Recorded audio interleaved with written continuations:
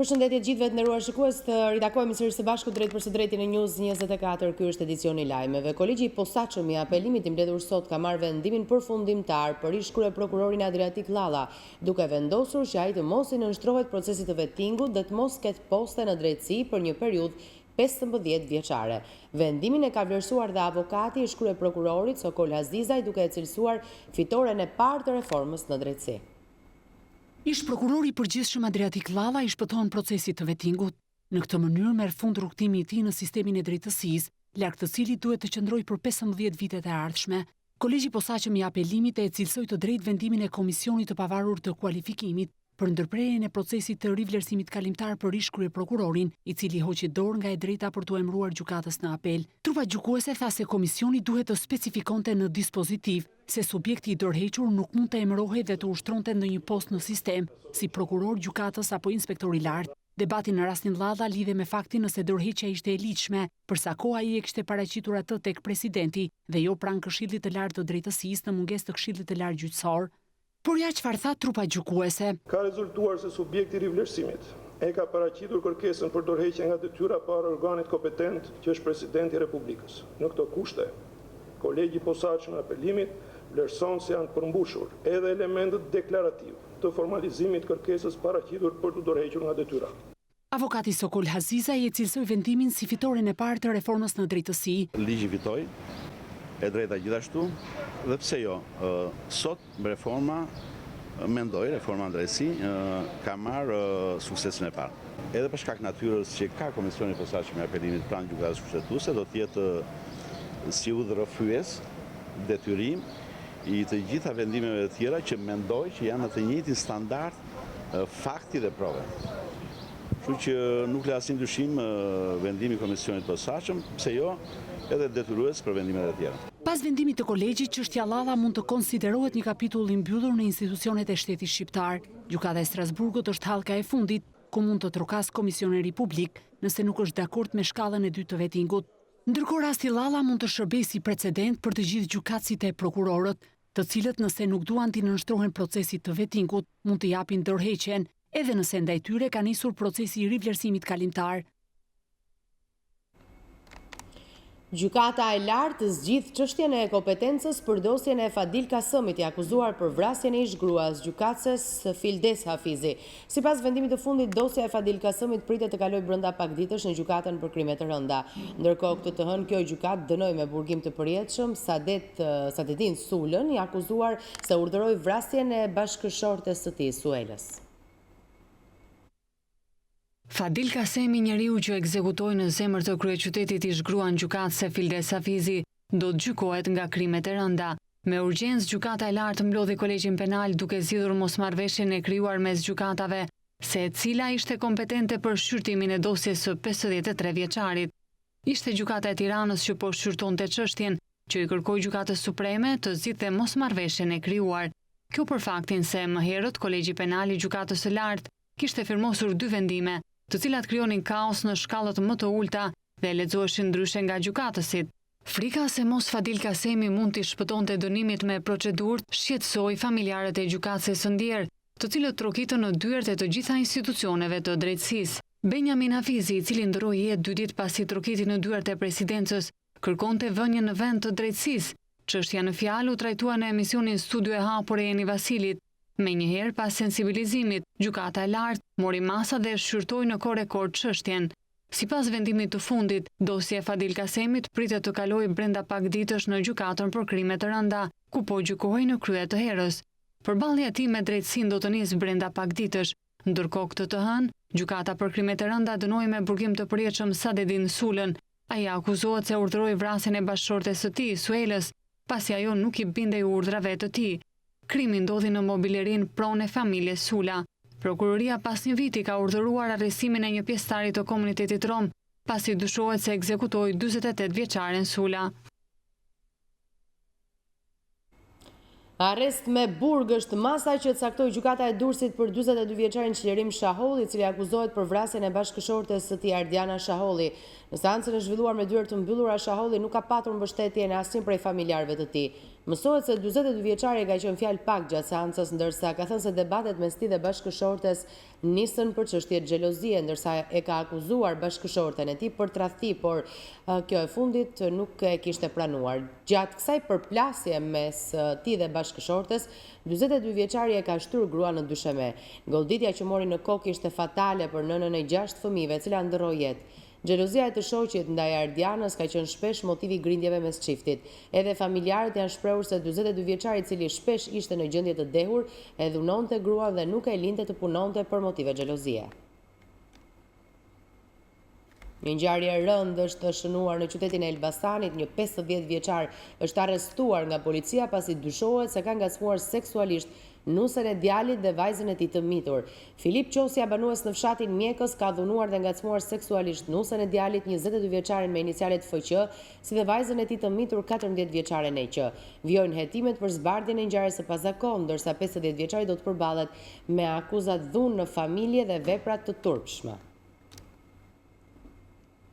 Një 33 vjeçar ka humbur jetën si pasojë një aksidenti ndodhur në dalje të qytetit të Kukësit. Bekim Shehu humbi kontrollin e mjetit tip Mini Cooper, por pasojë mjeti është rrogullisur disa herë duke dalë nga rruga. 33 vjeçari Shehu mbeti aksidentuar rënd si pasojë e përplasjes dhe ndroi jetë në spitalin e Kukësit. Një ngjarje e rëndë gjithashtu ka ndodhur në Torino të Italisë, ku një vajzë 20 vjeçare pasi është dhunuar barbarisht është hedhur në rrugë nga një automjet teksa ishte në ecje sipër. Dyshimet e para të policisë italiane për vrasjen e shqiptares Angela Meçani mund të kenë lidhje me prostitucionin. E dhunuan dhe më pas e hodhën nga dritarja e makinës në Itali. Bëhet fjalë për 20 vjeçaren shqiptare Angela Meçani, e cila është çuar në gjendje të rëndë në spital, ku më pas ka ndërruar jetë. Ngjarja ka ndodhur në Torino, në segmentin rrugor Stupinici e La Loggia, ditën e diel. Nga ekspertiza paraprake mësohet se mbi 20 vjeçaren, e cila dyshohet se shfrytëzoi për prostitucion, është ushtruar dhunë brenda automjetit dhe më pas është hedhur në rrugë, duke pësuar dëmtime të mëdha të organeve të brendshme të trupit. Ajo është transportuar menjëherë në spitalin Santa Croce në Torino, por mbrëmjen e së dielës rreth orës 20 nuk mundi të mbijetoj plagëve të marra duke ndërruar jetë. Siç raportojnë mediat italiane, askush nuk është paraqitur pranë saj për ta vizituar në spital natën e sulmit. Dëshmitarët që e kanë parë skenën në vendngjarje kanë deklaruar në polici se vajzën e re nga një automjet e hodhi një person në rrugë e më pas u largua me shpejtësi. Ndërkohë, policia italiane ka sekuestruar kamerat e sigurisë në këtë zonë dhe po heton lidhur me këtë rast për të zbuluar dhe identifikuar autorët. Një shqiptar ka humbur jetën në Londër pasi është shëlluar me thik nga persona ende të pa identifikuar. Viktima është Edmond Jonuzi, 35 vjeç. Sipas mediave britanike, ngjarja ka ndodhur pranë stacionit të metros në veri të Londrës. Shqiptari ka humbur jetën në vend ngjarje pasi është shëlluar disa herë me thik pa patur mundësi të transportohej në spital. Dyshohet se vrasja ka ardhur pas një sherrri mes dy grupeve në këtë zonë. Për momentin nuk ka persona të arrestuar për vrasje, ndërsa policia britanike ka kërkuar ndihmën e qytetarëve për identifikimin dhe kapjen e autorëve. 2.5 ton kanabis, e cila u kap gjatë së shtunës në brigjet italiane, dyshohet se është tentuar të trafikohet nga një grup kriminal shqiptaro-malazez. Policitë e 3 shteteve kanë nisur hetimet, megjithatë trafikantët e këtij rasti nuk janë identifikuar. 2 ditë nga kapja e rreth 2.5 ton kanabis nga policia italiane, nuk janë zbuluar ende autorët e mjetit lundrues që hodhi lëndë narkotike në det, por burimet konfirmojnë se policia shqiptare, malazeze dhe ajo italiane ka nisur hetimet pasi dyshohet se pas kësaj ngarkese fshihet një grup i strukturuar kriminal shqiptaro-malazez. Në datën 9 qershor, rreth orës 16:25, një avion i Guardia di Finanzas së Puljes, gjatë kontrollit në hapësirën detare, pikasti një mjet lundrues që lëvizte me shpejtësi në ujërat italiane në largësi rreth 40 milje nga bregu. Pas ndjekjes nga policia italiane, trafikantët hodhën ngarkesën në det, e më pas mjeti lundrues i është drejtuar teritorit të Malit të Zi, duke u futur në ujërat e tij. Policia malazeze ka interceptuar gomonen, por pas një ndjekjeje për rreth një orë ka humbur gjurmët e saj. Autoritetet policore në 3 shtetet po vijojnë hetimet dhe shkëmbimin e informacionit për zbulimin dhe ndalimin e trafikantëve. Droga e sekuestruar në Itali dyshohet se ka origjinë shqiptare, por zyrtarisht për policinë shqiptare mbetet ende e paqartë bregu nga i cili është nisur. Policitë kufitare të Shqipërisë dhe Malit të Zi po bëjnë një verifikim të mjeteve lundruese të territoreve të tyre, Megjithse kanë kaluar 2 ditë nga sekuestrimi i drogës, edhe nga ana e policisë italiane, nuk ka asnjë indicie se kush ishin trafikantët dhe çfarë mjeti lundrues e çoi drogën në Itali. Drejtori i përgjithshëm i policisë së shtetit Ardi Veliu ka afirmosur këtë të hënë ndryshimet e para në policinë e Tiranës. Ndryshimet kanë prekur komisariatet 1, 2 dhe 6. Oltiona Golli, Gilberto Hoxha dhe Pal Marku do t'jenë përkatësisht drejtuesit e këtyre 3 komisariateve. Veliu ka afirmosur edhe për lëvizje në qarkun e Durrësit, Dibrës dhe në komisariatet e Beratit dhe Lushnjës. Në ditët në vijim pritet të ketë lëvizje të reja. Pas shumë muajsh për foljeje, drejtori i përgjithshëm i policisë së shtetit Ardi Veliu ka vendosur të firmos ndryshimet e reja në polici. Veliu ka firmosur një sër ndryshimesh në policinë e Tiranës, duke prekur 3 komisariate. Shefi komisariatit numër 1 është emëruar Oltiona Golli, pozicionet të cilin deri më tani ishte i komanduar. Në komisariatin numër 2 është emëruar përkohësisht Gilberto Hoxha. Hoxha më parë mbante detyrën e shefit të sektorit për hetimin e krimeve të rënda ndaj jetës dhe pronës në drejtorinë e policisë së Tiranës. Ndryshimi i fundit në policinë e Tiranës është firmosur në komisariatin numër 6, në vend të Nerit Amboçit. Në këtë komisariat është emëruar përkohësisht Pal Marku. Marku më parë ka qenë shefi komisariatit të Pukës, specialist në njësinë për hetimin e krimeve ndaj personit dhe pasurisë në drejtorinë e përgjithshme të policisë, por ka dhe një eksperiencë të gjatë në policinë e burgjeve. Në qarkun e Durrësit, zëvendës drejtor është emëruar Edvin Dreu, i cili më parë ishte shefi komisariatit të Krujës. Në vend të Ndreut në Krujë është emëruar Artur Heba, ndërsa Bajram Mara, i cili mbante postin e zëvendës drejtorit të qarkut të Durrësit, është emëruar po në të njëjtin post në policinë e Gjirokastrës. Drejtues Sadri Ramçaj është emëruar zëvendës drejtor përrendi në qarkun e Dibrës.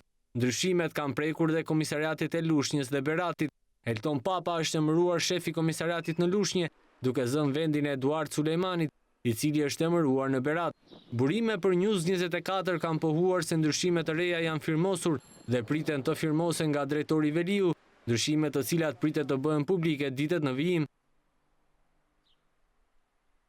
Përfundon procesi gjyqësor për Emiliano Shullazin dhe 4 të pandehurit e tjerë. Gjykata ka administruar të gjitha provat shkresore dhe më 26 qershor prokuroria do të paraqes konkluzionet përfundimtare. Në seancën e sotme pala mbrojtuese kërkoi të thëriten si dëshmitar disa punonjës të bankës së nivelit të dytë për të dëshmuar mbi disa çështje të lëshuara në emër të Gilmando Danit dhe Endri Qyqes, por kërkesa nuk u pranua nga gjykata. Shullazi dhe 4 të pandehurit e tjerë akuzohen për kanosje për shkak të detyrës kryer në bashkëpunim, shtrëngim me anë të kanosjes për dhënie pasurie në bashkëpunim dhe grup të strukturuar kriminal.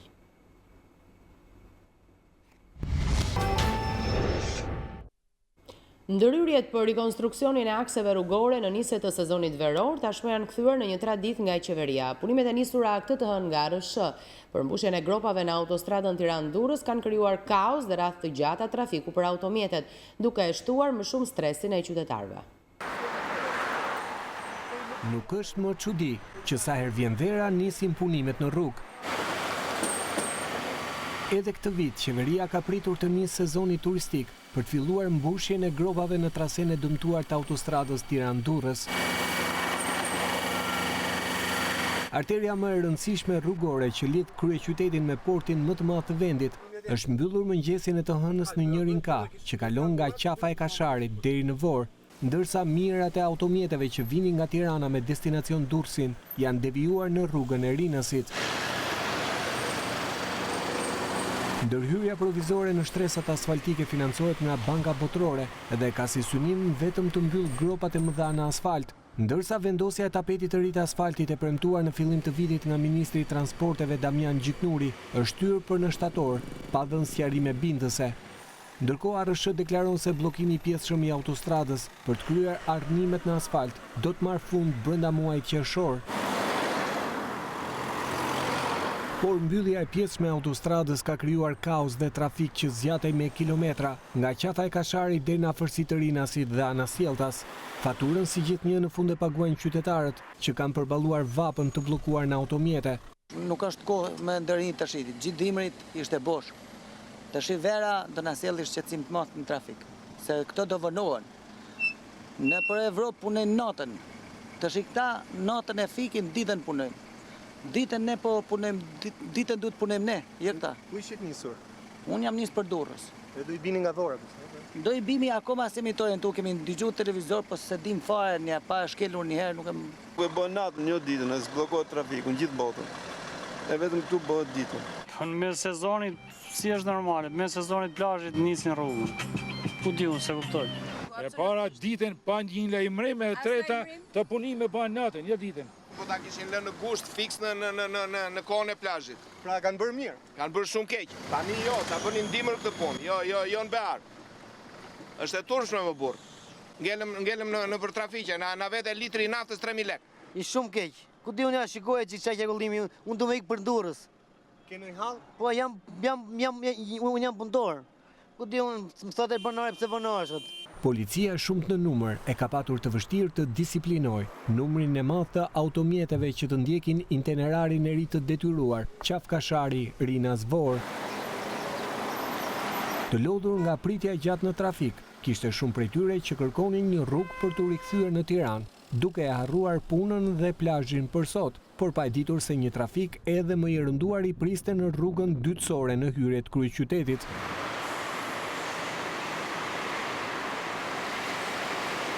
Është ora 10:30 e ditës së hënë. Dhe si shikohet pas krave të mi, janë afër 7 kilometra automjete të parkuara, të cilat lëvizin shumë avash për shkak të trafikut të krijuar në hyrjet kryeqytetit. Dhe kjo situatë ndodh në rrugën sekondare, nga Qafajkasharit deri tek mbikalimi i Kaza Italia.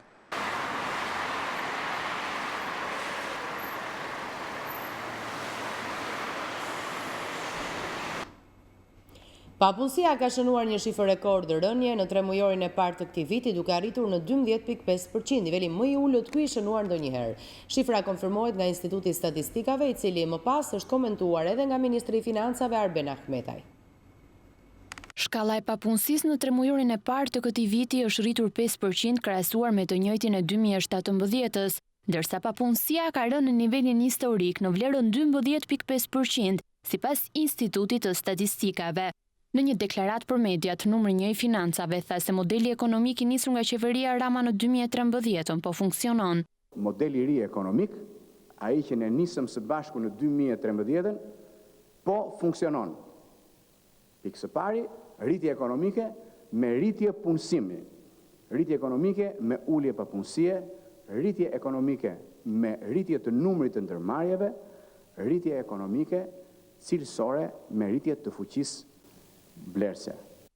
Gjatë muajve janar-maj, sipas statistikave, janë hapur 26.000 vende të lira pune dhe janë punësuar 11.000 persona. Janë shpallur 8.442 vende të lira pune, ndërkohë që janë realizuar 11.088 punësime, pra ndërmjetësime nga shërbimi kombëtar i punësimit në 5 mujor dhe vetëm në muajin maj janë realizuar 3.439 punësime me ndërmjetësim. Ndërsa kryeministri Edi Rama gjatë një takimi të zhvilluar në Durrës me të punësuarit në turizëm u shpreh se parashikohet që në 10 vitet e ardhshme turizmi të ketë rritje të madhe, ku parashikohet se numri të punësuarve të shkojë deri në 250.000. Turizmi sot, në vitin e kaluar ka pas 42.000 punësuar të regjistruar. Më shumë nëse marrim dhe të paregjistruarit. Projekcioni i studimeve të bëra nga organizatat ndërkombëtare dhe të bëra dhe nga ne është që në 10 vite e ardhshme mund të shkojë në 250.000. Ashtu si kundër, ne këtë vit vetëm në 3 mujorin e parë kemi 12-13% rritje të numrit turistëve. Të rinjtë e FRPD-s dhe LRI-s u përplasën me forcat e policisë përpara zyrës së kryeministrit. Pas protestës që zhvilluan përpara godinës së Ministrisë së Brendshme, të rinjtë marshuan drejt zyrës së kryeministrit, por u ndaluan nga forcat e policisë. Prej 2 javësh të rinjtë e opozitës protestojnë para zyrës së Fatmir Gjafës dhe kërkojnë largimin e tij si ministri i Brendshëm. Jo më larg se sot, Gjermania zyrtare është prehur zyrtarisht se Shqipëria nuk ka përmbushur asnjë kriter për integrimin në Europë. Se Sajmir Tahiri është peshku i madh dhe se Fatmir Gjafaj duhet jap dorëheqjen. Çfarë integrimi në Europë pretendon Edi Rama për ka rikthyer modelin ku të rinj duhet të jenë transportues të drogës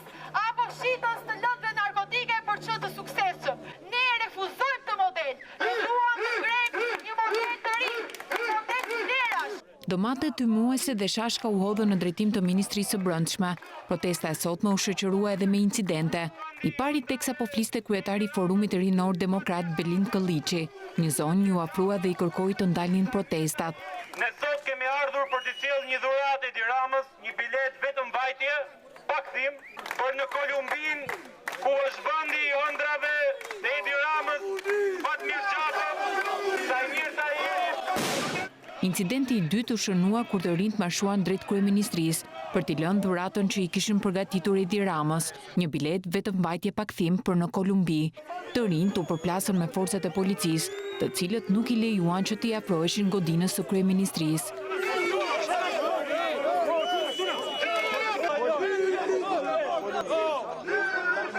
Tensioni zgjati për disa minuta, ndërsa më pas të rinjt u shpërndan paqësisht. Të njëjtë nuk është parashikuar seancë parlamentare për shkak të mungesës së projekt ligjeve, ndaj grupi parlamentar demokrat e ka përqendruar vëmendjen tek komisionet.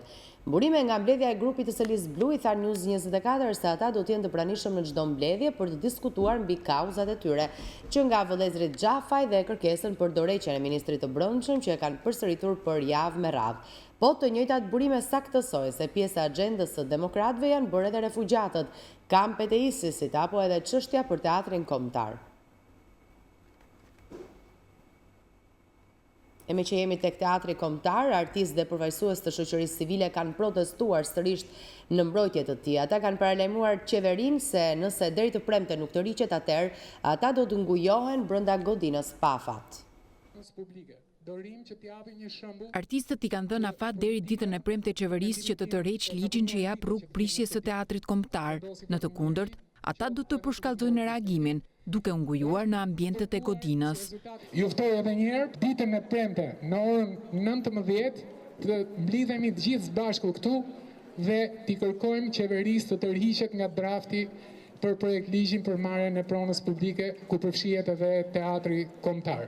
Unë do t'i bie shkurt, këto diktaturat moderne kanë shembull jo vetëm në Shqipëri, po edhe në botë, kundër reagimi dhe është e freskët fare. Robert De Niro, Trumpit i tha fuck you, dhe ne duhet i themi fuck you. Na thonë që Edi Rama është i përgëdhelur i Merkelit, na thonë që Gjermania është mbështetësia kryesore për integrimin e Shqipërisë në Europë. Unë nuk besoj se gjermanët do të bien dakord me këtë filozofi që zgjohet kryeministri në mëngjes dhe thotë truallin e teatrit e merr kompania Fusha apo kompania Kodra. Në krah artistët nuk kanë vetëm opozitën, por edhe juristët, të cilët e vlerësojnë projekt ligjin e propozuar nga Ministria e Kulturës si antikushtetues. Projekt ligji në vetveten e vet është një abuzim total i gjithë asaj që është struktura e kushtetutës tonë. Shkel gjithë harmoninë.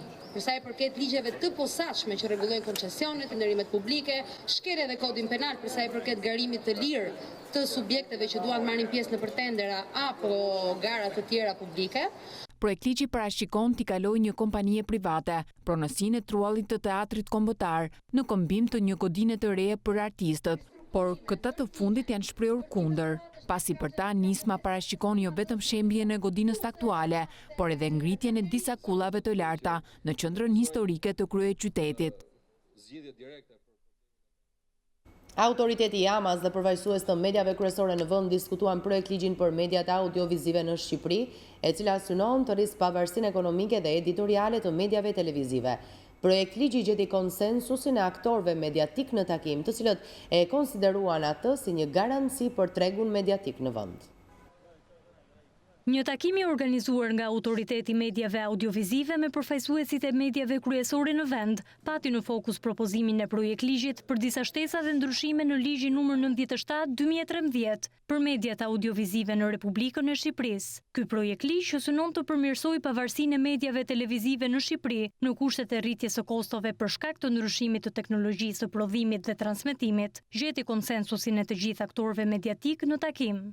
Kreu i shoqatës së mediave elektronike, Aleksandër Frangaj, u shpreh se projekt ligji propozon krijimin e fondit të transmetimeve televizive, i cili bazohet në kalimin në një pjesë të tarifës për përdorimin e aparateve televizive për televizionet private, teksa sqaroi më tej objektivat kryesore të këtij projekt ligji.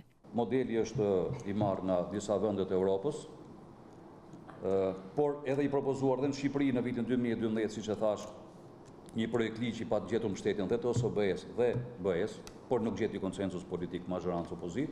Urojmë ta gjejmë këtë radhë, meqense është e kundërta opozit sot është partia që e propozoi në 2012 dhe majorancë është ata që e refuzuan.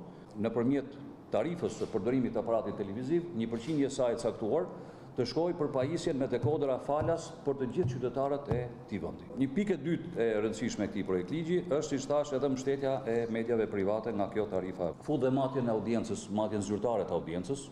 Përfaqësuesit e televizioneve informative, Report TV dhe Ora News e cilësuan krijimin e fondit si një kontributor në pavarësinë ekonomike të televizioneve, e rrjedhimisht në pavarësinë editoriale, duke nxitur gazetarinë investigative, trajnimin e gazetarëve, rritjen profesionale të tyre, gjithmonë në funksion të mbrojtjes së publikut nga lajmet e rreme e për të shmangur rastet abuzive që cënojnë të vërtetën. Ndërsa përfaqësuesi i Top Channel Ben Blushi theksoi mbështetjen që parlamenti duhet t'i japë draftit. Askush nuk ka arsye të ketë merak se ne po shesim pavarësinë tonë për një akt normativ si puna e këtij dhe uroj që parlamenti të jetë i gjithi në mbështetje të këtij akti. Përsa kohë që të gjithë ne e kërkojmë. Presidenti i News24, Irfan Hysén Belliu, e vuri theksin tek pavarësia që ju krijon ky projekt ligj televizioneve, teksa shtoi se është një projekt ligj i vonuar. Të bashkohemi së bashku vërtet për të përmirësuar që mediat të jenë sa më të pavarura dhe më afër opinionit publik, dhe dihet që mediat private kanë marrë shikueshmërinë më të madhe në opinionin publik. Këto duken edhe nga matjet që bëhet, duken edhe nga sondazhet të cilat i japin, dhe ne nuk po bëhet në gjë ndryshe në këtë ligj, përveç se ne po përshtatemi kushteve që në Europë. Ne ja kërkojmë të jemi në Europë, përderisa duam të shkojmë në Europë, dhe i përshtatemi edhe ligjet që ata kanë. Për mua ky projekt ligj, ashtu si tha dhe Sandi, që është tepër i vonuar, duhet të isha bërë më përpara, dhe duhet kërkojmë edhe projekt ligje të tjera që të shërbejnë qoftë konkurrencës tregut, që mos të marrim lajme apo siç marrim qoftë në faqe të ndryshme, i marrim në mënyrë anonim, pa që edhe kur i marrin janë të detyruar që të vendosin emrat përkatëse të televizioneve që i transmetojnë, apo njëkohësisht edhe të atyre që bëjnë analiza. Kreu i Amas, Gentian Sula, e cilësoi projekt ligjin si një garanci për tregun mediatik, teksa ofroi mbështetje në këtij autoriteti. Unë mendoj që ky draft do ndihmojë që kjo periudhë tranzitore të kalojë. Pasja një garancie nga televizionet informative apo generaliste për tregun e reklamave do bëjë që zbatimi i ligjit të futet në një hall tjetër. Projekt ligji nuk prek parashikimet e buxhetit të shtetit të miratuar për vitin 2018 apo edhe për vitet në vazhdim, pasi fondi për mbështetjen e mediave krijohet nga tarifa për përdorimin e aparatit televiziv.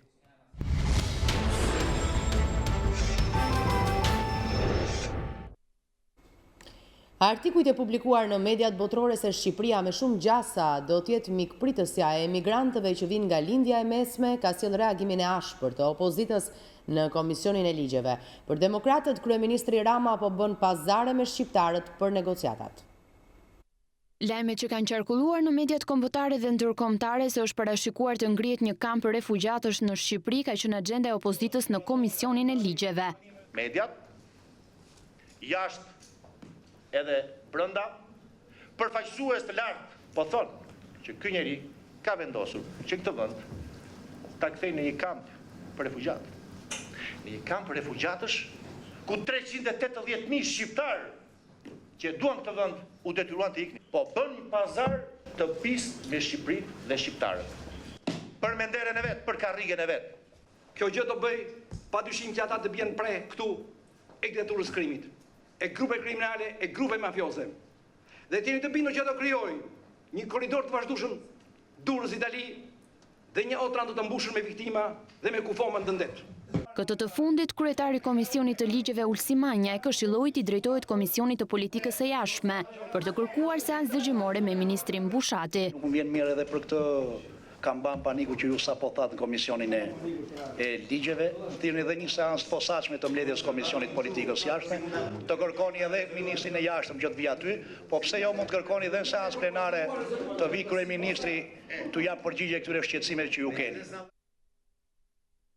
Sander Leshi, këshilltar për sigurinë i kryeministrit, hodhi poshtë lajmet se në Shqipëri do të ngrihet një qendër që do të pranojë refugjatët. Ai konfirmoi në studion e lajmeve këtu në News24 se nuk ka asnjë kërkesë zyrtare dhe diskutim për të hapur një qendër të tillë, ndërsa shtoi se Shqipëria nuk ka kapacitete për të përballuar një fluks emigrantësh.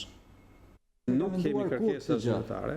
Jo, zyrtare nuk thash, thash që janë shulur për bisedime private.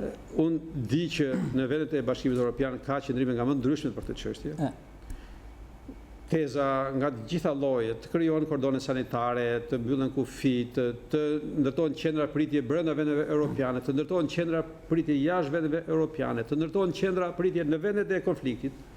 Pra, këtu ka një spektra të gjërë opsionesh. Po, gjitha janë diskutuar. Që diskutohen në kancelarit ndryshme, në rrethe ndryshme. Por Shqipëria nuk ka ende asnjë vendim, asnjë diskutim për të çështje. Shqipëria është një vend i cili është krejtësisht sot, për shkaqe historike, i paprekur nga fenomeni i emigracionit. Në Shqipëri nuk kemi emigrantë. Ndryshe nga shumë vende tjera ku përqindja e popullsisë me histori migratore shumë e lartë. Shkon Italinë, Zvicër, Gjermaninë, gjithë Europa perëndimore. Ne nuk kemi bërë target për arsye të ditura, për arsye se nuk kemi tërhequr. Kanë shkërkoj njerëzit. Si kemi tërhequr? Po ikin ata që janë. Po. Kështu që unë besoj që edhe sikur dalim ne të bëjmë një lloj thirrje për të pritur, ata nuk do vinë, sepse edhe ata që vinë thjesht për të kaluar tranzit, përdorin në rrugë kriminale për të kaluar tranzit dhe kaq. Kaq është puna që unë nuk e besoj personalisht që ne do të shtrohemi do të vijmë përballë një kërkese të tillë, për arsye se kapacitetet tona janë të tilla që nuk na lejojnë mundësinë e menaxhimit sasive të mëdha të njerëzve që janë në kushte shumë të vështira, se llogarisë një emigrant është thjesht me duar në xhepa. Do të kujdesesh për të nga aja tek shëja. Pa mendon që ne nuk i kemi kushtet për struktura të tilla. Jo, absolutisht si kemi. Nuk i kemi dhe nuk besoj që mund t'i krijojmë lehtësisht. Por unë nuk e shoh emigracionin si në çështje e cila rrezikon sigurinë tonë kombëtare.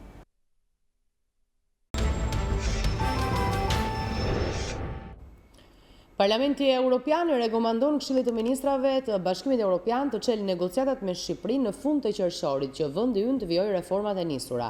Në draft raportin që mban firmën e raportuesit për Shqipërinë, Knut Fleckenstein, kërkohet ngritja me urgjencë e Byros së Hetimit dhe SPAK. Lufta ndaj korrupsionit, theksohet në draft raport, duhet të shtrihet në të gjitha nivelet, përfshir politikanët, duke mos shmangur hetimet, arrestimet apo edhe dënimet e tyre. Pak ditë nga vendimi i Këshillit Evropian më 28 qershor, Parlamenti Evropian i kërkon vendeve anëtare të japin dritën jeshile Shqipërisë duke çelur negociatat si një mundësi për të mos ndalur vrrullin e reformave të nisura. Mbështesin plotësisht rekomandimet e Komisionit që negociatat e aderimit të hapen në formë njohjeje ndaj përpjekjeve të reformave të ndërmarra në Shqipëri. I bëjmë thirrje Këshillit që të hap negociatat e aderimit pa vonesa në mënyrë që të ruhet vrulli i reformave. Në draft raportin e Komisionit të Jashtëm të Parlamentit Evropian që mban firmën e raportuesit për Shqipërinë Knut Fleckenstein, Parlamenti Evropian nxit autoritetet shqiptare të ngrenë me urgjencë organet e reja të drejtësisë, siç janë Byroja e Hetimit dhe struktura e posaçme antikorrupsion, ndërsa kërkohet që lufta ndaj korrupsionit të përfshijë të gjitha nivelet, përfshirë edhe politikanët. Mirëpresim ndryshimet e kohëve të fundit në legjislacionin antikorrupsion. Theksojmë nevojën për ngritjen sa më të shpejtë të Byros Kombëtare të Hetimit, të Gjykatës Speciale dhe të Prokurorisë Speciale kundër korrupsionit dhe krimit të organizuar. Mirëpresim rivlerësimin e personelit të policisë sipas ligjit të vettingut. Bëjmë thirrje për rritje të vëmendjes ndaj korrupsionit politik dhe publik-privat dhe theksojmë se të dhënat bindëse arrihen vetëm me anë të hetimeve proaktive, ndjekjeve penale dhe dënimeve në të gjitha nivelet, duke përfshirë edhe çështjet e nivelit të lartë. Me shqetësim shihet edhe ecja me ritme të ngadalta e procesit të vettingut. Parlamenti Evropian kërkon që të hartohet një listë me të gjithë emrat që i shpëtojnë vettingut. I bëjmë thirrje autoriteteve shqiptare të përshpejtojnë procesin e vettingut, por pa dëmtuar cilësinë apo pastërtinë e tij. Mbani shënim shkarkimet apo dorëheqjet vullnetare të kandidatëve para dëgjesave të tyre.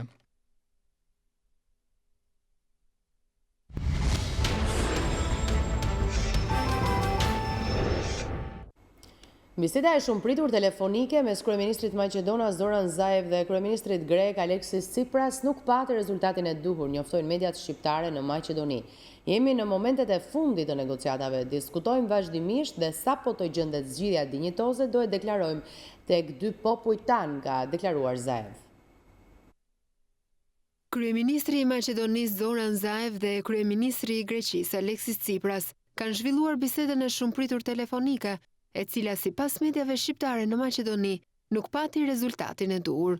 Qeveria maqedonase ka bërë të ditur se telefonata zgjati 1 orë dhe gjatë bisedës u hapën të gjitha temat dhe u dhanë shumë ide për tejkalimin e ngërçit.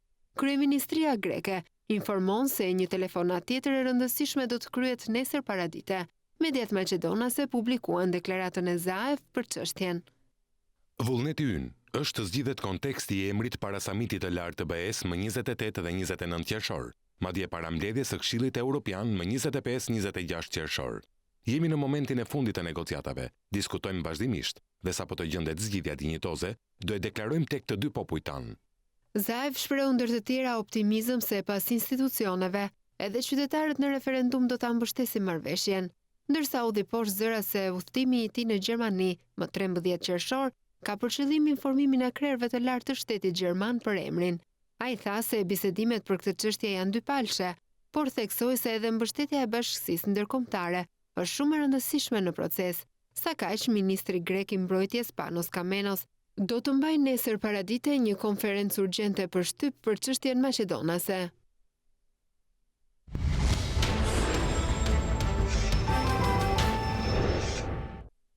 Vit negativ mund të konsiderohet për fermerët e Lushnjës, të cilët nuk kanë arritur të marrin as gjysmën e prodhimit të grurit krahasuar me vitin e shkuar. Kultura me të cilën ata sigurojnë të ardhurat po braktiset, ndërsa specialistët këshillojnë fermerët që të përzgjedhin varietetin e grurit. Shpresonin se do të përfitonin sadopak nga fushata e qershirjeve që sapo ka nisur, por kjo nuk ka ndodhur për fermerët e Lushnjës. Fermerët nuk kanë arritur të marrin as gjysmën e prodhimit krahasuar me vitin e shkuar. Me rendimentin e këtij viti, ata kanë siguruar vetëm kashtën për bagëtit në dimër.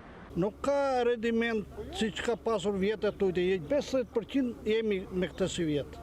Shumë keq. I binte për hektar 5 kuntal, si vjet 2 gjysmë në bie. Klima e lagësht dhe plerat kimike pak cilësor janë disa nga faktorët sipas fermerëve që kanë ndikuar negativisht për prodhimin tepër të ulët. Në lagështirat edhe në vapa shumë i dobët. 3 herë plen i kemi hedhur oren edhe nuk na dha aq. Çik lagështira. Asaj. Kesa që lagështira filloi vapa, piksej, kur kje kohën e bukës. Vjetë majtit gjësi e thatësirë, pa dharë më mirë vjetë, tërsa së vjetë jam më dobën. Teksa konfirmon viti negativ, specialisti i bujqësisë këshillon fermerët që duhet të përzgjedhin varietetin e grurit që kultivojnë. Si vjetë viti që i lagësht, rreth 5 muaj lagështi, dhe gruri ka vujtur nga lagështia ose nga stresi i ujit, themën e specialistët. Prandaj rendimenti deri tani varion rreth 30 kujtal për hektar ose 3 kujtal për dëlym, gjë që vlen për dëshiruar. Fermerët duhet të orientohen rreth kultivareve më të mirë, sepse klima viteve të fundit ka ardhur me ndryshime. I këshilloj fermerët që të orientohen drejt kultivareve me cikël më të gjatë, më të plotë. Zona e Lushnjës është një nga prodhueset më të mëdha të grurit, por dështimi i prodhimit ka bërë që të ulet interesi për këtë kulturë. Banorët e fshatit Milan në Shkodër kanë protestuar kundër punimeve për ndërtimin e një guroreje në këtë zonë. Sipas banorëve nuk bëhet fjalë vetëm për dëmtim të ekosistemit dhe prishje të kullotave, por edhe për rrezik shëmbje dhe rënje gurësh drejt banesave të tyre. Edhe shpinë e kam këtu, edhe fëmija më shkojnë në shkollë, këtu rëzohen në gërtë fëmija, mi, ku do t'jetojnë? Unë kam frikë se këtu më mundi në gërtë, kur të hapet ka rruga kokë, unë po në aty, gërtë mbijen aty. Gurorja këtu nuk mund me ashin që se do në me nalon e gjallë. Kjo është thirrja e një prej banorëve të fshatit Mila në Shkodër, e cila nuk ka mundur të mbledh sherebel me të cilën siguron bukën e përditshme, pasi thotë se rrezikohet nga ndërtimi gurores në këtë zonë. Teksa kërkojnë që të ndalohen punimet, banorët shprehen se gjithë fshati shumë shpejt do të bëhet i pabanueshëm nëse nuk merren masa. Sipas tyre, gurorja rrezikon tokat, banesat, madje edhe ujësjellsin, duke lënë pa ujë të pishëm plot 15.000 banor. Mos hajeni me ma prish marrën se po vesh po karamën. Me këtë mal han buk. Plus fshati jam gjendam tohet, po dam tohet ai sjellsi. Fëmija s'kan ku kalojnë kam rrugën për nëngurore, bagtin s'kan aku lëshojnë mal, vaden si vadisim duhet me shku për çdo ditë me marr, duhet kalojnë për nëngurore, nuk ka rrot siguriet. Na prekena 50 frëm, janë 10 familje që jetojmë në ta shtëpia, bëhet zonë pa banueshme. Me na ngushtu jetesën qyshte grumullimi bimve të kullose baktive të gjona tjera, not jam ambientit me thonë drejtën fshati jonë bëhati pa banueshëm, shtëpia këtu rrezikohen, ujësillësi rrezikohet edhe me humu ujin krejt prej rrokullizës, gurve, tronditjes, minave. Banorët janë drejtuar me një letër edhe presidentit, por deri më tani thonë se nuk kanë marrë përgjigje. Ndaj me shpresë që të gjendet një zgjidhje, banorët apelojnë pushtetin vendor dhe qendror për të evituar një tragjedi të mundshme. I baj thirrje shtetit e pushtetit të vujnë dorë në këtë punë se na e kana jetën rrezik. U baj thirrje pushtetit vendor edhe qendror të marrin një farë venimit, një farë qendrimit për me zgjidh problemin këtij populli. Të vendosur për të bllokuar punimet, banorët thonë se do të shkojnë edhe drejt protestave për të mos lejuar këtë masakër të vijojë. Dhjetra tregtar ambulant kanë protestuar përpara bashkisë së Lezhës dhe kundërshtojnë të zhvendosen nga shëtitoria e Shëngjinit ku ushtrojnë aktivitetin. Në një ultimatum, bashkia ka kërkuar që të vijojnë aktivitetin në fund të shëtitores ku nuk cënojnë turistët, por kjo refuzohet nga ambulantët. Kur erdhëm randën e parë na tha, të shtunë do shisni. Erdhëm ne nuk na lam prapë të shesim. Hajde të hënën, erdhëm prapë sot të hënën. I kemi bërë lekët vetëm rrugë, hajde vajtje ardhje. Jemi zhytur në borxhe. Një javë më parë thonë se ju premtua një zgjidhje nga kreu i bashkisë së Lezhës për të tregtuar në shëtitoren e Shëngjinit, por mosmbajtja e premtimit ka nxjerrë sërish në protestë dhjetra tregtar ambulant. Na do na ul me shitni aty si gjithkush me 1 metër e gjysmë tavolin, me 1 metër tavolin. Policia si me kënë Serbi, si me kënë na drogë, dinamit apo drogë. Ne ka marrë mallën e kam, asnjë minut na ka dhënë me shitës. Na nuk kem ka shkojmë na, nuk na lënë me punu, nuk na me jetu. Kërkojmë që të jetojmë edhe ne si gjithë tjerët, se nuk kemi se ku të punojmë. Këtë lloj sezoni, këtë lloj pune ushqehemi. Teksa thonë se e paguajnë të gjitha taksat, tregtarët paralajmërojnë bllokim rrugësh nëse nuk lejohen të rifillojnë punën. Do t'ja bllokojmë këtë rrugës, do t'i lejmë as turistat me hyrë, një të punë do t'i bëjmë. Unë kam prej 6 vjetësh që jam me letëra të rregullta, mundësisht kam hap dhe 2 nipte, 2 licenca, çfarë kërkon shteti po bëjmë na. Asnjë njeri nuk na jep rrugëzgjidhje. Do bëj protest, gjithë sikur jemi këtu, do bllokojmë rrugën. S'ka rrugëzgjidhje. Duam të ham, duam të punojmë, duam të jetojmë. Do dalim protesta këtu, do bllokojmë shtinin atje, ne ta fusin burg, na marrin policia, do na me xherr kashatin e Bukës. Ç'a më bë tjetër, na? Bashkia e Lezhës është e vendosur të mos lejojë tregtimin në qendër të shëtitores. Ajo do të jetë në funksion të plotë të turistëve, ndërsa ambulantët do të lejojnë të vijojnë aktivitetin në fund të shëtitores.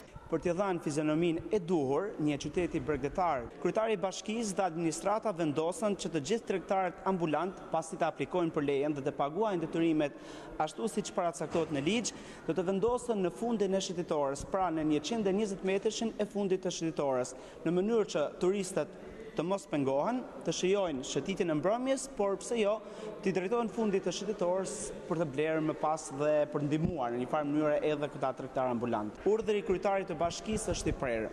Asnjë tregtar ambulant në shëtitoren e Shëngjinit, pra në pjesën e qendrës së qytetit. Të gjithë do të jenë të vendosur në fundin e shëtitores në kaun e Skalierës. E pavarësisht këtij ultimatumi, tregtarët e kundërshtojnë vendin e caktuar nga bashkia, pasi sipas tyre kjo zonë nuk frekuentohet nga turistët.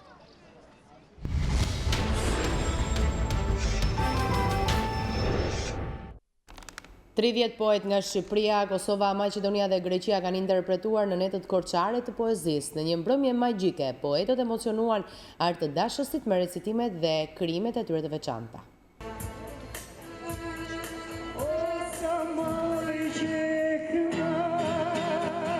Pasioni për poezin bëri bashk në Korçë 30 poet nga Shqipëria, Kosova, Maqedonia dhe Greqia. Kush do të vijë me mua, se do të nisem tani, t'i gjej atë që botën bëri, dashuri unë jam. I shndruar në një traditë të përvitshme për qytetin juglindor, eventi i sjell më pranë krijuesit, të cilët përmes recitimeve ndajnë së bashku pasionin për poezin. Këtej është tjetër sër, i pret paret me qershor. Një kopil që ja hedh me grep. po pas prerjes. A i qep?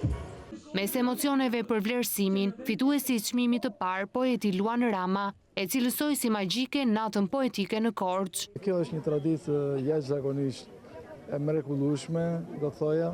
Është një risi që është edhe në perëndim, kështu që netët e poezisë korçare janë në këtë vazh të kësaj poetike të madhe, sepse poetët gjithmonë i këndojnë jetës, dashurisë, vdekjes, trishtit.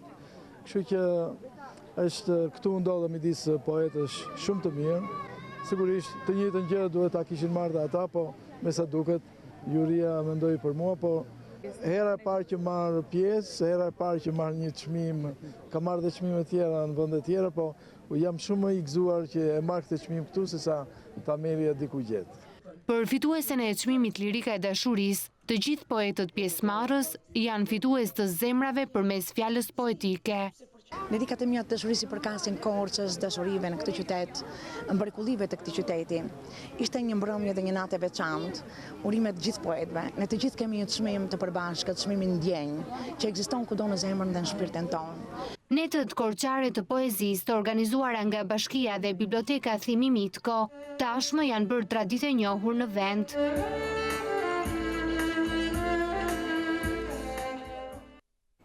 Përfundoi projekti i mbështetur nga programi Europa krijuese e Bashkimit Evropian.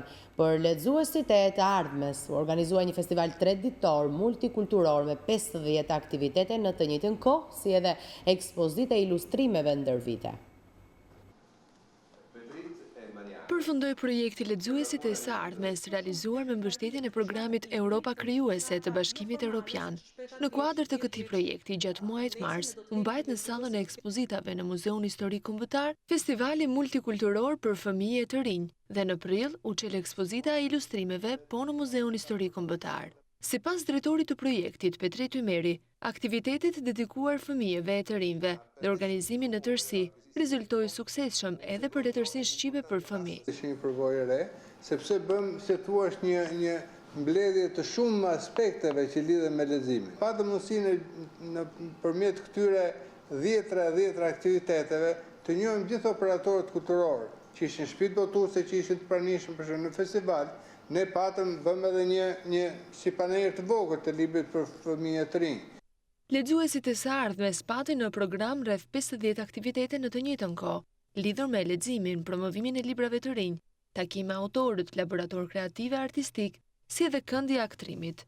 Ndërsa ekspozita retrospektive solli ilustrime ndër vite të letërsisë, përrallës, tregimit, librave për fëmijë e të rinj. Bisedat e vazhdueshme në kontaktet e gjalla pra me lexuesin dhe me edukatorët e lexuesve që janë mësuesit dhe prindrit. Patëm mundësi të shkëmbejmë mendimin në vërtet të lirshme, edhe për të mësuar dhe ne, për çfarë lexojnë, çfarë duan, çfarë parapëlqejnë fëmijët dhe të rinjt. Kjo është shumë e rëndësishme për ne. Të gjithë kemi nevojë për të mësuar dhe raporti me shkollën është shumë i rëndësishëm.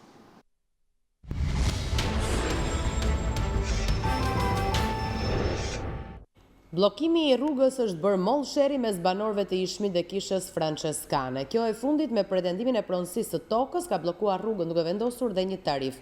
Banorët paralajmërojnë se nëse nuk hapet rruga do të bllokojnë pelegrinët drejt kishës së Shënandovit.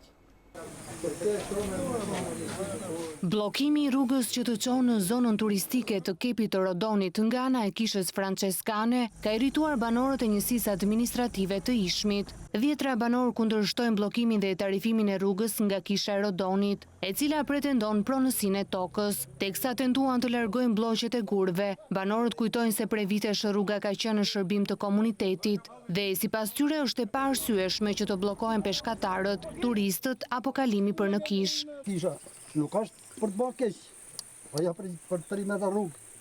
Unë di se na për në shkem këtë kisha se gjoja me lutë zotin që mës të mësejmë kështu. Ata s'lanë me kalu peshkatarët, a s'kleja imja. Qoftë plazhistët, qoftë që punën det, qoftë ata që janë bëri gjoje, që ne kullosën ne gana detit. Gjithë të gjo është bloku ke rrugë. Na kërkojmë vetëm rrugën që ta tishin hek me kohë. Na kam bloku rrugët, kam bloku kullotën, s'kena ko japi muj baktivet, të shikoha vjetë zetë. dhe një thakret. Edhe në rastet më urgjente, kisha nuk ka lejuar kalimin e ambulancave, ndërsa banorët dhe peshkatarët e zonës e kanë të pamundur të paguajnë disa herë në ditë tarifën e caktuar nga kisha. Larg qoftë ku jemi në rrezik që po mbytemi, si shenjë ngjarje vjetë që dolën këto roje zotrit bashkë me prifti nuk i lanë. I kthyen mbrapshtash pronë private dhe nuk lejon i dilin. Larg qoftë po mbytet një plazhiste i peshkatarën, nga të hyjë ambulanci që të marrë një njeri smurin atje. Mund bjerë rruga me ardhe 2 herë në ditë dhe 3 herë në ditë. Karosën e vjeç me 13 qershor me kërku 20.000 lekë me përgatitu skafin. Jem panarisht, në të rritë dhe lindë këtu. Tashi që do të rau gurët që unë këtu kam lindë dhe jem rritë. Në të zonës pak, hajtë një turist nga larkë. Po ne, 2 herë ditë, 3 herë ditë vjen këtu. Do 3.000 lekë ditë. Teksa kërkojnë lirimin e rrugës së Bregdetit, banorët kërcënojnë se nuk do të lejojnë pelegrinët të kalojnë drejt kishës së Shnandout. Qoftë ke rrugë nuk hapet sonte, ato ke ura do bllokohet. Që s'ka me kalu as një njeri, me 13 qershor është festa e Shnandoit. Në kep, që vinë, me mija vinë do. Aja urë nuk e lëkush boto. Si që kom vu këta këtu, do vene ato. Kërkojmë shtetit të hetojmë këtë rastet, mund të ketë edhe incidente me 13 qershor këtu. Bllokojmë festën, bllokojmë rrugët tjera. Pak ditë më parë, Bashkia e Durrësit urdhëroi lirimin e rrugës në funksion të komunitetit, por gurët u rivendosën sërish nga kisha. Kemi ardhur në fund të këtij edicioni informativ në News24, duke ju falenderuar për vëmendjen tuaj. Ju ftoj të klikoni në balkanweb.com, aty njiheni me këto dhe shumë informacione të tjera nga vendi, rajoni dhe bota. Mund të shfletoni online gazetën shqiptare, të dëgjoni radion shqiptare dhe të ndiqni të gjithë programacionin e televizionit ton. Mjafton të klikoni mbi live streaming që gjeni në balkanweb.com. Ndajemi këtu së bashku, mirupafshim.